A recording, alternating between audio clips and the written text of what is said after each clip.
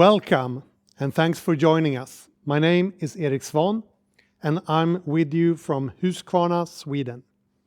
Again, it's my favorite time of year. It's HUGSI launch season, so that's really great. And this is when we share all the new insights and trends captured from cities across the globe. This year, we are more participants and viewers than ever before. I'm super happy that you decided to be part of this. And for those of you that are watching the live event, if you have questions or comments during our presentation, please put them down into the chat or the Q&A. We will answer that during the event. If you're watching this later on YouTube, please use the comment section down below and we'll get back to you. Again, warmly welcome. And HUGSI, the Husqvarna Urban Green Space Index. This year, we're celebrating our 5-year anniversary. That's fantastic. Launched for the first time in 2019. And HUGSI.green is a service from Husqvarna quantifying urban green space with objective and recurring analysis using global open datasets. And through that, we're supporting the greening ambition of global cities.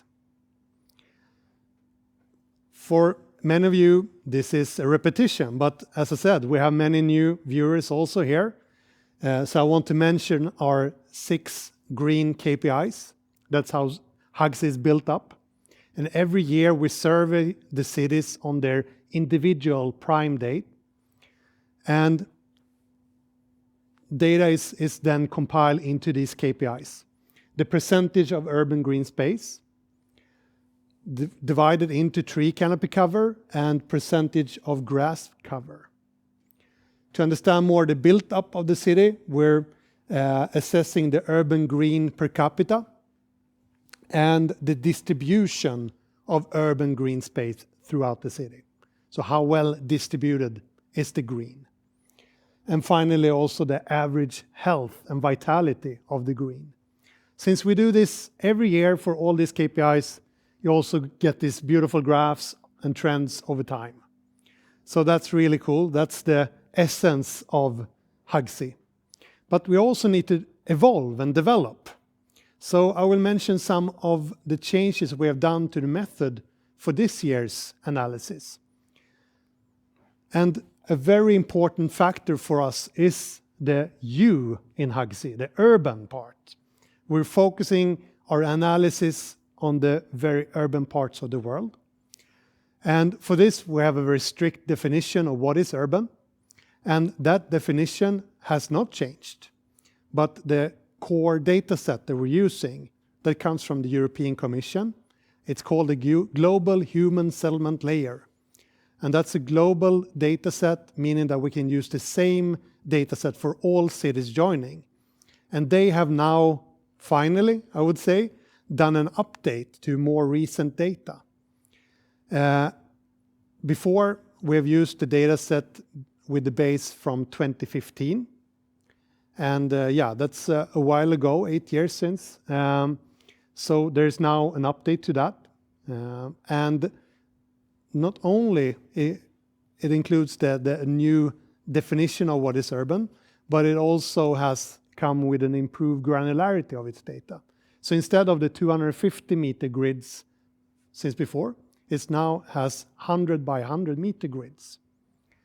So that means that we are more precise in the data. And the definition now, it's the same but scaled down to 100 meter grids. So it's 4 people per 100 meter grid and roughly 1,000 people per square mile. So that's how urban is defined, and that's very important. And as we know, cities are growing in terms of population and in size. But with this increased granularity and update data set, on the contrary, what we first believed, the size and total area monitored has actually shrunk, decreased from roughly 100 1,000 square kilometers to 90,000. So that's a significant decrease of area, but still a huge area, of course.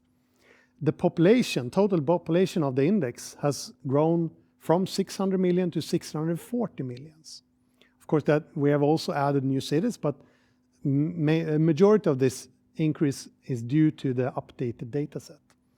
So to some extent, this interferes a bit with the comparability, but we try to adjust it, and it's important for us to stay relevant with updated population data. So also next time a new data set is available that is global and we could use, we will upgrade to that as well continuously. But this is important to have with us before we enter the data. Let's look into the learnings from this year edition. We know that the new benchmark of urban green space is 43%. We learned that since, not last year, but 21, the change from 21 to 22 was for the first time in our history a positive one, which is really, really a great thing. So 8.1 million square meters more green space among our cities. We know that the biodiversity indicator score, the new KPI in HUGSI, the average is 22 out of 100.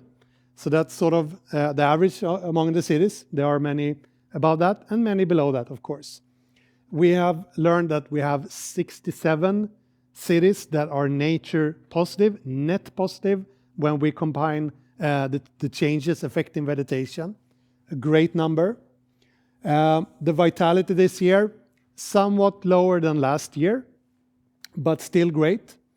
Looking at the development from the original 98 cities, where we have data since 2016, you can see the development of actual green space in terms of millions of square meters in these cities.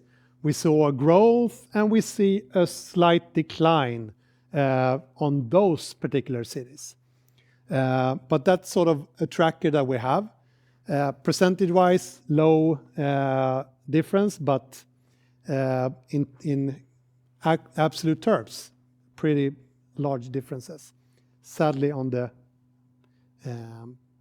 decreasing side there. But overall, positive learnings.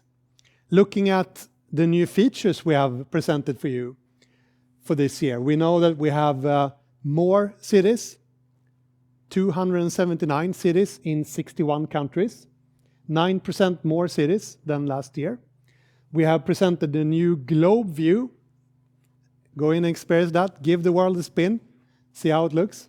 We have the hexagon view together with the show on Google Maps feature. Really, really great.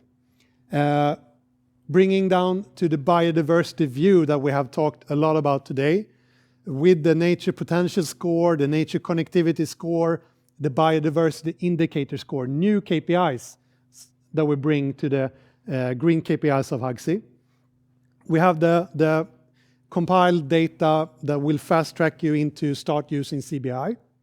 Great feature. We have the new change history tables on the change view that tells you more about how you can compensate for loss of green areas over time, and understanding what type of changes have occurred from the previous year. And finally, a new and fresh data set on the population data. So that's sort of the wrap of this year. So if your city is not on HUGSI yet, please go ahead, add it.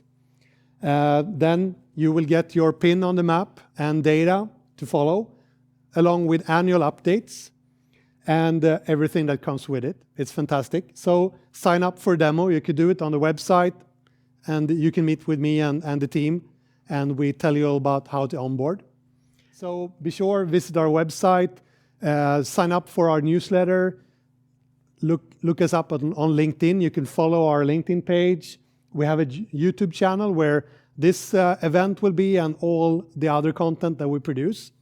So connect with us in as many ways as possible, so we can share these learnings and insights with you. So it's time to say goodbye, time to say thank you for watching. And I would like you to reach out anytime to us if there's anything. Use this email address, hello@hugsi.green. Very easy. Stay safe. Goodbye.